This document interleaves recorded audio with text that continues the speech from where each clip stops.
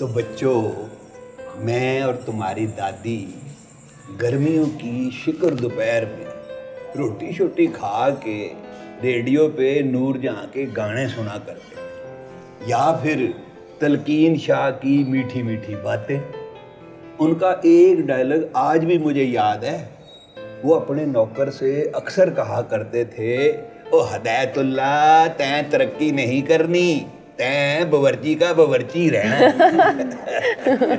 और अब्बू क्या करते थे? तुम्हारे अब्बू जो थे ना, वो बेटा लकड़ी के बक्से में से रंग बिरंगे बंटे निकाल कर ना चुपके से बाहर निकल जाते थे। अब वो पुप्पो को साथ नहीं लेके जाते थे?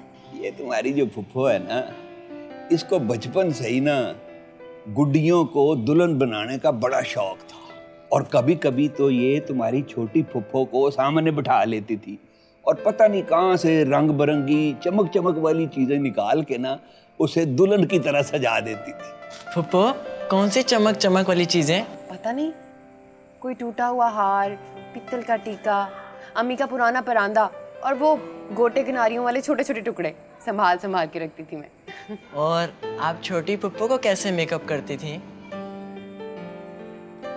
मेरे मामू लेकर आए थे एक मेकअप किट, बच्चों वाली, जान से भी ज्यादा अजीज थी, और पता है अभी तक संभाल के रखी है मैंने। सच? हाँ।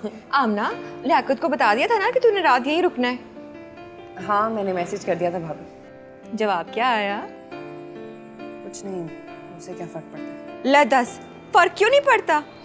तुम्हारे भाई के सामने मैं के जाने का जिक्र भी करूं तो ऐसे मुंह लटक जाता है उसका। आने दे अब्बू को, मैं बताऊंगी। ये सजाद कहाँ गया है रुहान को लेकर? नान कबाब की दुकान पे गए हैं अब्बा जी। आमना आई है हमारे घर, अब इसके सामने कोई स्वाद की चीज रखेंगे ना हम। भाभी, जो स्वाद आपके हाथ में है ना, वो बाजार के खानों में नहीं है।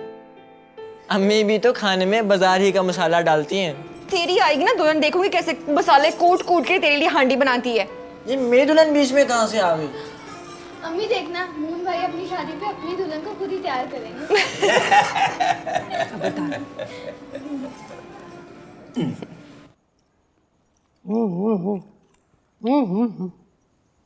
तोबा ना भी ना, मुझसे तो नहीं खाए जाते ये बाजार के खाने।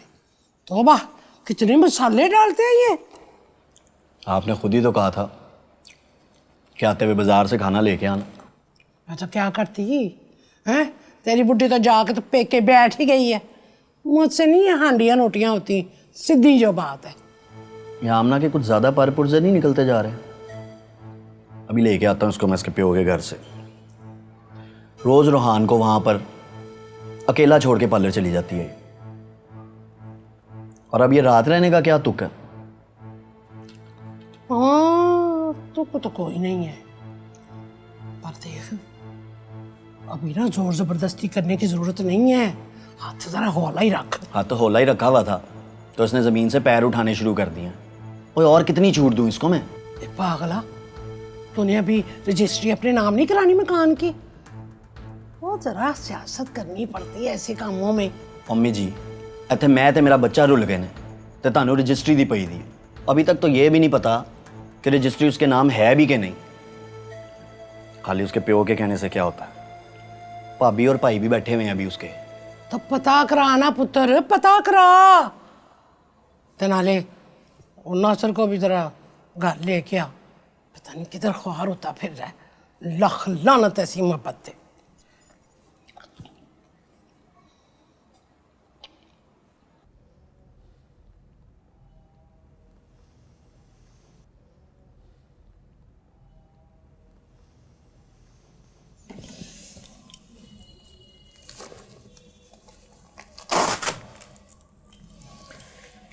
इनका ब्लड प्रेशर भी काफ़ी लो है और बुखार भी काफ़ी तेज़ है। मैं कुछ दवाइयाँ लिख देता हूँ, ये फौरी मंगवाएं। और कमरे में कोई रोशनी करो, कोई खिड़कियाँ वगैरह खोलो यार। ऐसी बंद जगह पे तो अच्छा खासा बंदा बीमार हो जाता है। ठीक है डॉक्टर साहब, खोलते हैं सब कुछ। और डॉक्टर साहब ऐसे ही पड़ रहने दें मुझे, कोई दवाई की ज़रूरत नहीं। और यार आसिफ, तू जा मेरी दवाई ले आ यार। ये किस दवाई की बात हो रही है? और डॉक्टर साहब पागल है, गनूदगी में है, बकवास कर रहा है। और आसिफ है, और डॉक्टर साहब को छोड़ के आ गेट तक। आए डॉक्टर साहब, छोड़ रहा हूँ आपको बाहर। देखो आसिफ, मैं भी इसी मोहल्ले में रहता हूँ और तुम दोनों की एक्टिविटीज से मैं अच्छी तरह से वाकिफ़ हूँ। इन हराम चीज़ों का पीछे छोड़ दो यार। क्यों अपनी जान और ईमान के दुश्मन बन गए हो? नहीं डॉक्टर साहब, वो तो बस ऐसे ही है। और हाँ, इसको सिगरेट नहीं पिलाना जब तक ये पूरी तरह से ठीक ना हो जाए। और कोशिश करो कि तुम दोनों भी इस सिगरेट वाली बुरी आदत को ख़त्म कर दो। और डॉक्टर साहब हर चीज़ ही छोड़ देंगे। आसिफ, और तू जा नहीं रहा डॉक्टर साहब को गेट तक छोड़ने? आए डॉक्टर साहब, छोड़ा हूँ आपको, बड़ी देर हो गई है।